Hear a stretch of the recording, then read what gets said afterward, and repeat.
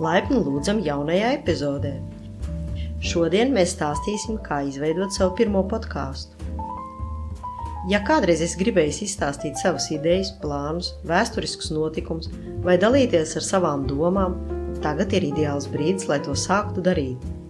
Tev nav nepieciešama iepriekšēja pieredze vai dārga aprīkojumi, tikai vēlme komunicēt un mazliet plānošanas. Šajā epizodē mēs soli pa solim izklāstīsim, kā pārvērst savu ideju par podkāstu un publicēt to audiolasītavas platformā. Ideālā platformā, lai sazinātos ar Latvijas klausītājiem. Pirmais solis ir plānošana. Pirms ieslēgt mikrofonu, ir svarīgi definēt dažus galvenos aspektus. Padomā par savu podkāstu tēmu, par ko vēlies runāt. Tēmas var būt dažādas – kultūra, vēsture, izklaide, izglītība vai jebkas cits, kas tev šķiet svarīgs. Pēc tam definē savu auditoriju.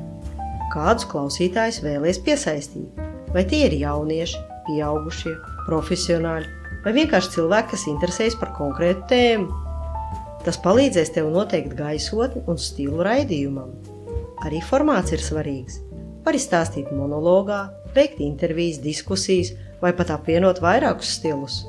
Tāpat neaizmirsti par ilgumu.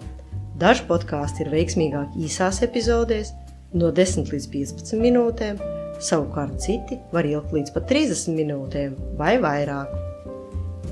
Kad ideja ir skaidra, laiks strādāt pie epizodes struktūras. Labam podkāstam ir nepieciešams aizraujošs ievads, dinamisks tēmas iztirzājums un loģisks noslēgums. Ievadā prezentē tēmu un rada ziņkāri klausītājos. Iztirzājumā skaidri un dziļi izpēt saturu. Šeit var izmantot anekdotes, interesantus datus vai pat skaņas efektus, lai padarītu to dinamiskāku.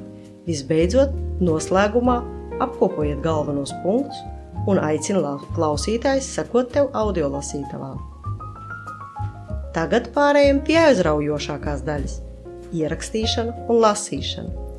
Tādā veidā tavs podkāsts sāk dzīvot. Tev nav nepieciešams profesionāls studijas aprīkojums. Ar vienkāršu mikrofonu vai pat telefonu tu vari iegūt labu kvalitāti. Svarīgi ir izvēlēties klusu vietu bez traucējošiem fona trokšņiem.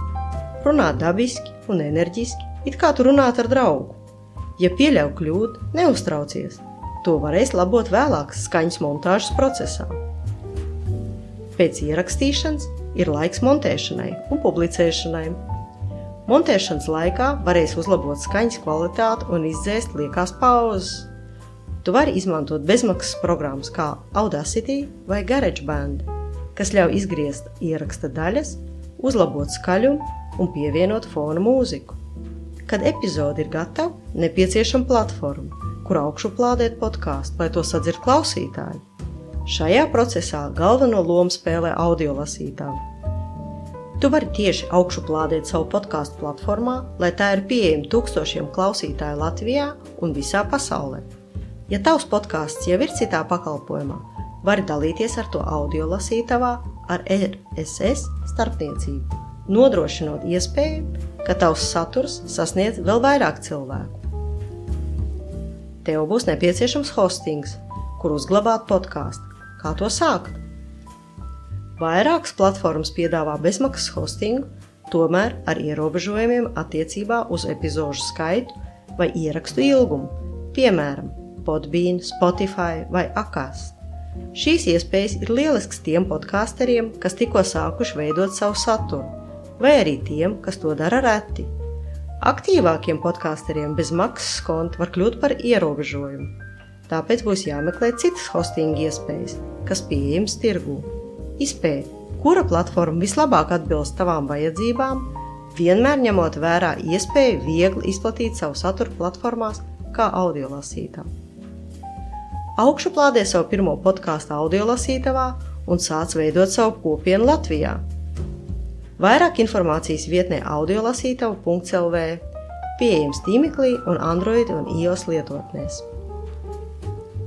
Izveidot podkāstu ir vieglāk nekā tev šķiet. Tev tikai jābūt idejai, nedaudz plānošanas un vēlmei dalīties ar savu balsi pasaulē. Nākamajā epizodē uzzinās, kā reklamēt savu podkāstu un sasniegt vairāk klausītāju. Tikmēr augšuplādē savu podkāstu audiolasītavā un sāc veidot kopienu. Drīz sadzirdēsimies audiolasītavā!